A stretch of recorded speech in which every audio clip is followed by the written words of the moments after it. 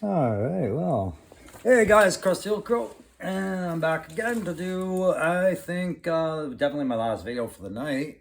A video that I hadn't done by accident, and we're doing Dusty today for the G.I. Joe Classified 6-inch line by Hasbro, number 49 in the series. This is one I've had for quite a while, and I just never got around to doing a review for it because, guys, this is to me one of the more forgettable figures in the classified line, and it feels like from what I've seen out there, that's it's pretty much the consensus here, at least in Ottawa, when it comes to Dusty. Which is weird because it's a figure I really enjoyed when I was a kid. So today is on the tactical perspective. We're going to talk a little bit about Dusty, the number 49 Dusty, not the Tiger Force Dusty. So it's a throwback a little bit.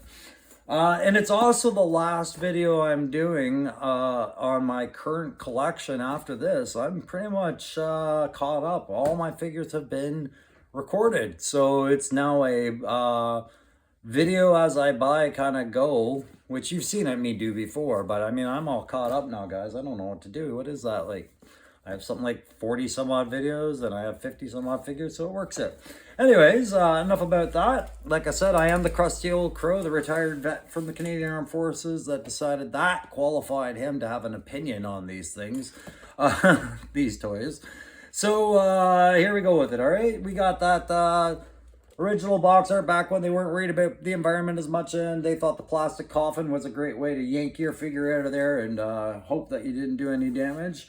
And you can see that all of his accessories were secured in that plastic coffin. We've got that cover art there. And again, the naming convention keeps us guessing as to whether we know these guys' identities or not. But Ronald Tadur is known simply as Dusty on the cover of this one. You guys heard me talk about that before. On the side, along with the number 49, you have the primary combat functions of this soldier, the PCF set. If you were to go on to Hasbro.com, you can find out what all that means. But you know what they don't have on here? I don't see it anymore. Did I not notice this back in the day? I don't think I did. They don't have the QR code for you to scan and find out all you needed to know about Dusty back then. I guess back then they hadn't thought of that, or perhaps, correct me if I'm wrong, maybe this was the one that they didn't do this on. Guys, like I said, this one's kind of a peg warmer where I'm at. You can just recently stop finding this one, I think, at Toys R Us or Walmart. And if not, you might still be able to find it at some of them. But it sat on the shelves for quite a while. It sat alongside the Outback figure and Cover Girl, which just weren't seeming to move very well. And then there was this guy in the old box just sitting there, and but I never saw a dip in price a whole lot, you know. But eventually I did get one at a reduced rate, and that was it. And guys, I feel I got my money's worth. I was really disappointed. I was a big fan of Dusty when I was a kid, the action figure, because it was the first real cool looking desert trooper infantry that I was seeing out there. And it had that cloth back to his helmet. And if you remember that, when they did little things with the helmet, it was kind of a big deal. And for Dusty to have that desert cloth that you could flick with your finger, it was like it was blowing, it was fabric. Was great. But that's not what you get with the classified. They made a command decision, that design team, and they decided to play around with their materials, and I'm not sure how I feel about it. Aside from probably a little negatively, I guess. I don't know. And I won't apologize, but it's unfortunate if there's a lot of Dusty fans out there that really like this figure and are watching the review right now going, I don't think I want to hear what he had to say about it. But I just reviewed my Dusty figure, so maybe yours is better. I don't know. Let's have a look. All right, guys, like I said before in the last couple video there, I'm in the process of moving everything inside as we up in Canada are getting ready for our typical winter. So you get my workbench with my little hovercrafts that I've been working on in the background, and the winter diorama kind of thing that I'm working with. Anyways. But there's our friend Ronald Tadur of Las Vegas. Infantry by nature, refrigeration tech by hobby, secondary qualification. Guy loves being in the desert and all this. And you guys have heard me mention in other videos, I was never able to watch the cartoon very much, as in at all. And the comic book, I bought up the odd issue, but I was all about these toys. And like I said, I was so happy when I got my Dusty, because he also had that bullpup design rifle, right? So, you know, the mag feeding from behind the breech and all that other stuff. I thought that was really cool. And for the longest time, I actually thought Dusty was a British soldier with the way his uniform was with all this. It reminded me of the old Desert Rats from World War II and the show I used to watch with my grandfather, where they'd drive around in their Desert Rat Jeep every episode and do just the amazing things that the Desert Rats did. So yeah, I really liked the Dusty figure when I was a kid. And I was really excited when I realized, hey, Classified made theirs, and I'm gonna go get it, pop it out of the box, and have a look. And the excitement wore off slowly. I remember reading something about Dusty. He eventually became a trader or something and joined Cobra. That was interesting. I thought that was a nice appeal. But the Dusty figure itself, I'm going to talk about this. I'm going to do my head-to-toe inspection, show you guys some stuff I think is cool, and talk about the things that are kind of putting me off a little bit about this figure from time to time. And it's not a big deal. It's just, I think, my figure. So if you look, Dusty is exactly as you remember him as a child, and I won't unpose him here. He's got that desert cad pat, and he's got that helmet. He's got those big sand goggles. He's all cammed up. He's got his bullpup designed assault rifle there, and it's got the removable mag. He's got that boot knife. He's pretty much tricked out, good to go. Nice little simple day pack out there. He's not out there for a week. He's out there for maybe the day and a bit. He's got ammo and rations in there, not carrying around his life story. That's all great. And he's got those simple boots. That is the snapshot. And if you look in, he's one of the few Joes, besides like Grunt and them, where you get that real uniform appeal with the, he's just another Joe. He's got a name tag. We got to learn his name and his, what branches he's serving. That's all nicely represented. What I wasn't happy about with mine, guys, was, this was the first real time I had opened up a Joe and said, but why? Every now and then you're going to get gaps in joints, just the way the mold cooled or whatever, or the way the whole thing settled. Maybe it was an air pressure drop in shipping. Who knows how these things happen? But anybody who's collecting toys long enough accepts that these things happen from time to time. Some people do something about it. Some people cry about it. I'm not decided which type of person I am yet. But it was a little frustrating. And the reason it frustrated me is because, while I can understand how this happens, I had just gotten my Lady J figure at the time, and she had no such issues in her arms. And I think I had even gotten my Snake Eyes Origins cover girl at that point, and I was actually having less quality issues with her than I was finding on this guy with that arm the way it is. The arm, you really have to kind of work it back into that joint socket to even make it forgivable, and it really depends. As soon as you rotate it, it wants to drop down again. I also found that my Dusty character suffered from a lot of hip droop. He wanted to swing down a lot, and that's why you're seeing him in that kneeling pose, because standing, I find he really wants to lean to his right a bit. So head to toe wise, overall, the helmet I will talk about right away. So this was the helmet I was talking about, that British style almost, South African desert cat pat and the scrim in the back to keep that sun off his neck, keep the dust out of his shirt, keep the bugs out of him a bit, and that chin strap. And I do like the helmet, and those goggles are removable, which I won't do because I'm more inclined to drop them like I do every other video. I do like all that, and I love the dust band, keeping everything together. All of that's really good. And there I went, I removed the goggles. God, I don't pay attention to myself.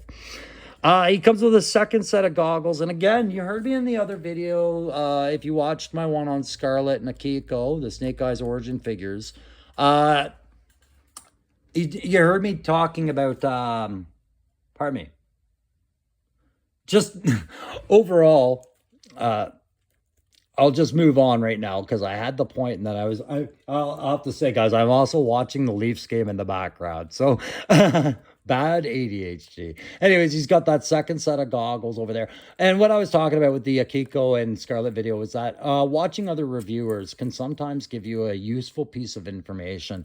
And what I found was one reviewer had mentioned that this helmet sits very loose on his head, and it does. It really does. But that reviewer, that same reviewer, showed me that if you were to put the goggles on Dusty like that, just kind of put them there, that actually keeps the helmet on much tighter. Okay, so again, another benefit of watching reviewer guys. I'm not the reviewer to watch, I'm just the reviewer you're watching right now. The reviewers I watch are guys like Saturday Morning Toy Collector, Kyle Pearson, Articulated Ninja, Analog Toys, guys who actually edit their stuff and, just have a better quality video. Those are them. I'm not beating myself up, guys. I'm just being realistic. You're the one that's watching. Thank you. Overall, like I said, that I had so many little shaky quality issues with it that I wasn't satisfied with my Dusty. I'll pull out that boot knife so you can have a look. And it was all about the quality control. That's what I was upset about. There's that boot knife. No issues there. And I don't recall him coming with a pistol, which is weird for G.I. Joe classified infantry to not come with a secondary fire weapon, but they didn't with Dusty. He has no pistol. He's just got that simple day pack. You can see that canteen on there. And then the bulging small pouches. He's got a second canteen on the other side. And then those attachment eyelets for other kit. And the zipper protector is even shown in there, like the way that the zipper tucks in and everything like that. So you can tell this is a very modern high-speed backpack, and he's got that bullpup designed with the forward stock clip-on grip that you could take on and off, I'm sure, if this were based off the real, but you can see it is based off the one that you see the Brits using, and I think the Australians or South Africans also probably have these, but the Canadians do not. We don't use these, at least not in the combat arms trades that I have. And he's got that laser dot sight and the mounting rail system really nicely represented there, and a very interesting bipod. It's mounted upwards as opposed to lower, letting it fold up. And yeah, it's all right. It's a simple piece and it doesn't fall out very bad. I really do like the detail of the weapons, and I do like the details that they tried to get going here with Dusty, considering he's actually a very simple guy to try and do. As far as his design was very simple. He's a desert trooper through and through. So I think they achieved all that. And I don't like talking poorly about a classified figure. It feels personal when I do that, and it's just not. It was just that this was the first figure that really gave me a quality control issue. And it's probably why I never got around to reviewing them, because I'd rather sing the praises of this line than discuss the things that really made me upset. And lately it's there's been a couple of figures that have done that, but I am so thankful that overall Hasbro is doing a phenomenal job with these figures, and that we are getting something that is very nostalgic to some of us, very new to others. And I'm excited to talk, like, hear from the younger guys, if ever I met them, who are excited about these figures. I meet them in the stores every now and then, a guy who's like clearly in his 20s or early 30s, and it's like he's learning about these guys with new eyes, and it's just fun to see. So guys, on a playability grade for this one, overall on a Dusty, not my Dusty, I'm gonna give it a B, just a B. The helmet's fun. Having the extra set of goggles is fine. The rifle's cool. The backpack's cool.